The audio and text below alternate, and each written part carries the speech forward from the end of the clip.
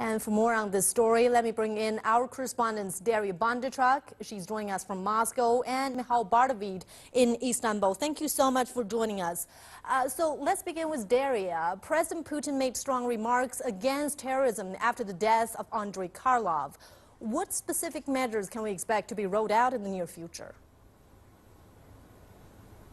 Well, certainly there was the strongest condemnation of the terror act coming from Moscow.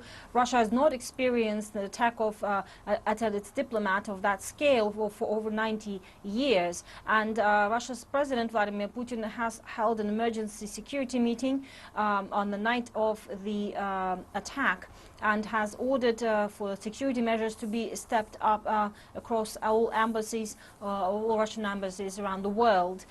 Russia did not, however, shut down its consular sections in Turkey or its embassies around the world, but safety measures have been stepped up and tightened control near the embassies to ensure the safety of diplomats. Now, Russia's foreign ministry did say that its previous recommendations for Russian tourists planning trips to Turkey to not visit the country still remain in place. And once again, Russia's foreign ministry has stressed the need for tourists to think their possible trips to Turkey over very seriously.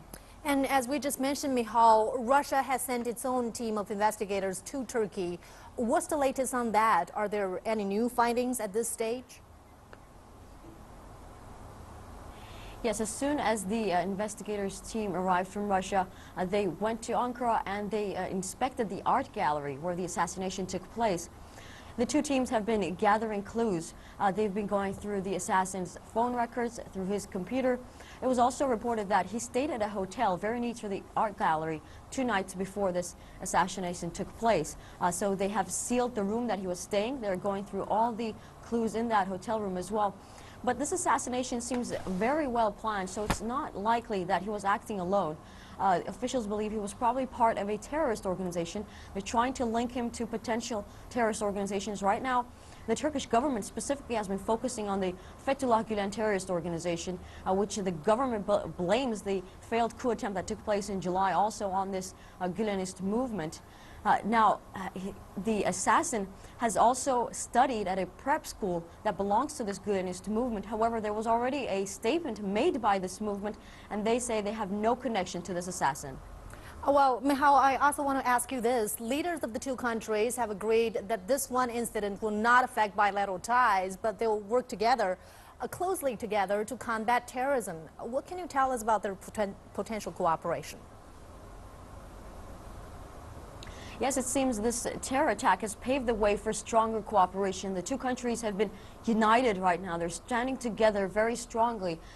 With the Russian team already arriving and cooperating with the Turkish team, this already shows an example of strong cooperation. Now, Turkey and Russia, they're very active in Syria. And this is very critical, of course, because they're both trying to combat terrorism as well. They have a common enemy, Islamic State, ISIL. So with two major powers, Turkey and Russia, potentially cooperating on the ground, where in Syria we know that it's a very chaotic, very difficult, hectic environment with many different groups fighting each other. The cooperation with these two countries, potential coordination with these two countries could eliminate mistakes and could also prove to be very effective in combating terrorism, specifically in Syria. And now let's turn back to Daria in Moscow. The murder of Andrei Karlov dominated discussions when foreign ministers of Russia, Turkey and Iran met in Moscow. But apparently they also had other issues in mind. What were their respective concerns? Yes, certainly it did overshadow the agenda, but it didn't shift or alter the essence of these talks.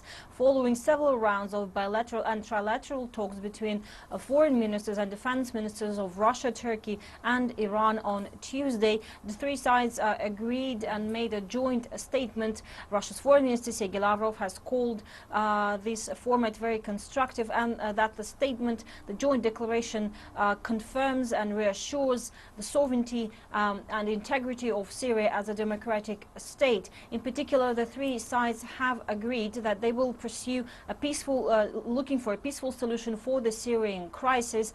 Also that they would ensure the safety for evacuations of rebels and civilians from Aleppo, and the three sides have confirmed that they would be the guarantors of the implementation of this process. Also, they have agreed that they will continue to help separate moderate opposition from terrorist groups, and also will continue their cooperation in order to help the Syrian opposition and the Syrian government to come to some sort of an agreement on how things should or could develop in Syria going forward.